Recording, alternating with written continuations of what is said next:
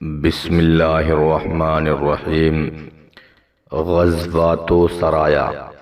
ہجرت کے بعد کا تقریباً کل زمانہ غزوات و سرایا کے اہتمام و انتظام میں گزرا، اس لیے کہ اگر غزوات کی کم سے کم تعداد جو روایات میں آئی ہے یعنی 19 اور سرایا کی کم سے کم تعداد جو روایتوں میں ہے یعنی 47 شمار کر لی جائے تو 9 سال میں حضور صلی اللہ علیہ وسلم کو چھوٹی بڑی 66 لڑائیوں کا سامنا کرنا پڑا، لہذا غزوات و سرایا کا عنوان حضور صلی اللہ علیہ وسلم کی سیرت مقدسہ کا بہت ہی عظیم الشان حصہ ہے، اور بحمدہ تعالی ان تمام غزوات و سرایا اور ان کے وجوہ و اسباب کا پورا حال اسلامی تاریخوں میں مذکور اور محفوظ ہے،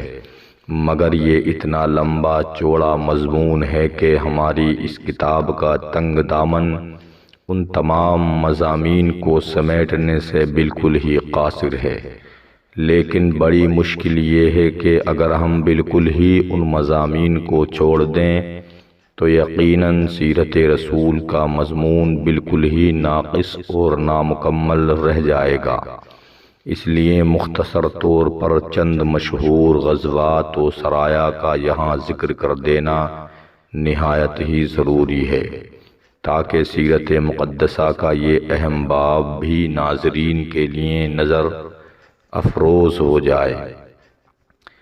سریہ حمزہ۔ حضور اقدس صلی اللہ علیہ وسلم نے ہجرت کے بعد جب جہاد کی آیت نازل ہو گئی تو سب سے پہلے جو ایک چھوٹا سا لشکر کفار کے مقابلے کے لیے روانہ فرمایا اس کا نام سریہ حمزہ ہے۔ حضور صلی اللہ علیہ وسلم نے اپنے چچا حضرت حمزہ بن عبد المطلب رضی اللہ تعالی عنہ کو ایک سفید جھنڈا عطا فرمایا اور اس جھنڈے کے نیچے صرف 30 مہاجرین کو ایک لشکر کفار کے مقابلے کے لیے بھیجا جو 300 کی تعداد میں تھے، اور ابو جہل ان کا سپہ سالار تھا۔ حضرت حمزہ رضی اللہ تعالی عنہ سیف البحر تک پہنچے اور دونوں طرف سے جنگ کے لیے صف بندی بھی ہو گئی، لیکن ایک شخص مجدی بن عمرو بن جہنی جو دونوں فریق کا حلیف تھا بیچ میں پڑ کر لڑائی موقوف کرا دی۔ سریہ عبیدہ بن حارث۔ اسی سال 60 یا 80 مہاجرین کے ساتھ حضور صلی اللہ علیہ وسلم نے حضرت عبیدہ بن حارث رضی اللہ تعالی عنہ کو سفید جھنڈے کے ساتھ امیر بنا کر رابغ کی طرف روانہ فرمایا۔ اس سریے کے علمبردار حضرت مصطح بن اساسہ رضی اللہ تعالی عنہ تھے۔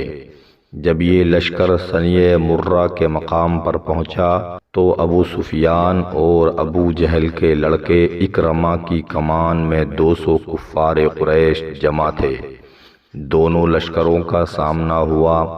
حضرت سعد بن ابی وقاص رضی اللہ تعالی عنہ نے کفار پر تیر پھینکا۔ یہ سب سے پہلا تیر تھا جو مسلمانوں کی طرف سے کفار مکہ پر چلایا گیا۔ حضرت سعد بن ابی وقاص رضی اللہ تعالی عنہ نے کل 8 تیر پھینکے اور ہر تیر نشانے پر ٹھیک بیٹھا۔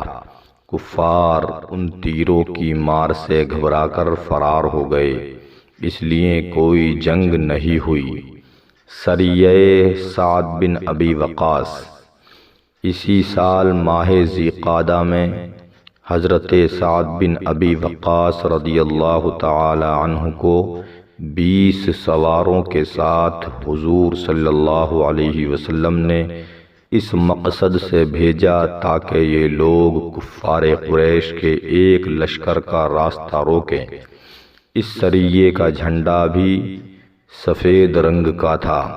حضرت مقداد بن اسود رضی اللہ تعالی عنہ اس لشکر کے علمبردار تھے۔ یہ لشکر راتوں رات سفر کرتے ہوئے جب 5ویں دن مقام خرار پر پہنچا تو پتہ چلا کہ مکہ کے کفار ایک دن پہلے ہی فرار ہو چکے ہیں، اس لیے کسی تصادم کی نوبت ہی نہیں آئی۔ غزوہ ابوا، اس غزوے کو غزوہ ودان بھی کہتے ہیں۔ یہ سب سے پہلا غزوہ ہے، یعنی پہلی مرتبہ حضور صلی اللہ علیہ وسلم جہاد کے ارادے سے ماہ صفر سن 2 ہجری میں 60 مہاجرین کو اپنے ساتھ لے کر مدینہ سے باہر نکلے۔ حضرت سعد بن عبادہ رضی اللہ تعالی عنہ کو مدینہ میں اپنا خلیفہ بنایا اور حضرت حمزہ رضی اللہ تعالی عنہ کو جھنڈا دیا اور مقام ابوا تک کفار کا پیچھا کرتے ہوئے تشریف لے گئے، مگر کفار مکہ فرار ہو چکے تھے، اس لیے کوئی جنگ نہیں ہوئی۔ ابوا مدینہ سے 80 میل دور ایک گاؤں ہے جہاں حضور صلی اللہ علیہ وسلم کی والدہ ماجدہ حضرت آمنہ رضی اللہ تعالی عنہا کا مزار ہے۔ یہاں چند دن ٹھہر کر قبیلہ بنو زمرہ کے سردار مخشی بن عمرو زمری سے امداد باہمی کا ایک تحریری معاہدہ کیا اور مدینہ واپس تشریف لائے۔ اس غزوے میں 15 دن آپ مدینہ سے باہر رہے۔